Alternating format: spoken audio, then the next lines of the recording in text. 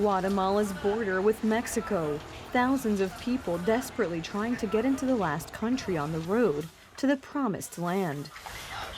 In recent days, there are more and more of them. They know perfectly well that this could be the last moment to try to get into the United States. The U.S. elections are coming up, so we're afraid we won't be able to apply for asylum.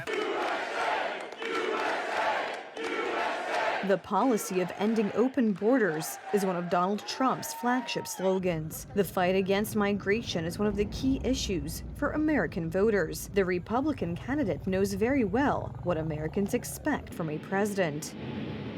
We're going to do I don't like doing this, but we're going to do the largest deportation in the history of our country. We're going to get all of these criminals out.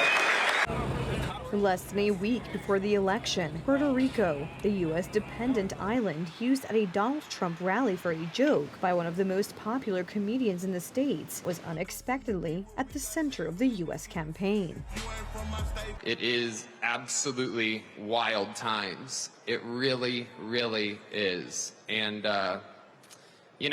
there's a lot going on. I don't know if you guys know this, but there's literally a floating island of garbage in the middle of the ocean right now. Yeah, I think it's called...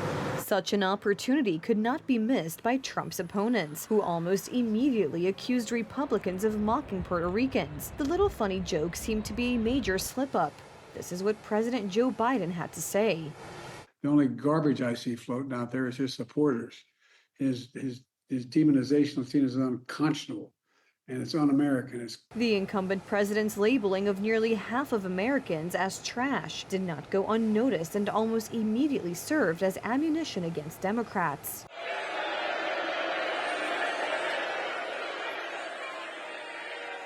Are garbage. He's talking about the Border Patrol. He's talking about nurses. He's talking about teachers. He's talking about everyday Americans who love their country and want to dream big again and support you, Mr. President. And I hope their campaign is about to apologize for what Joe Biden just said. We are not garbage. We are patriots who love America. As if that wasn't enough, Steve Bannon, a former advisor and head of Donald Trump's previous election campaign, who served time for failing to appear before one of what he believes are illegal Senate committees, has just been released from prison. We're going to make sure that Kamala Harris doesn't win on November 5th. We're highly confident. We've seen the polls. You've seen the numbers coming in. Kamala Harris officially ended her campaign with her closing speech in Washington, D.C. Almost all of the speech was devoted to the threats posed by Trump's presidency. The Democratic staff is also seeing polling data.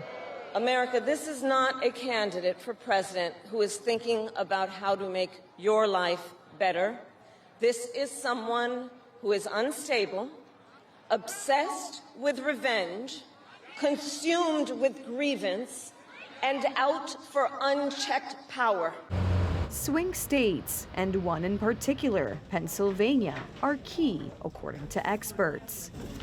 Rzeczywiście wszystko się może wydarzyć w dużej mierze. Indeed, anything can happen. To a large extent, if we are trying to decide the electoral outcome, it is unpredictable. The trends are pointing to Trump. However, the game is still on.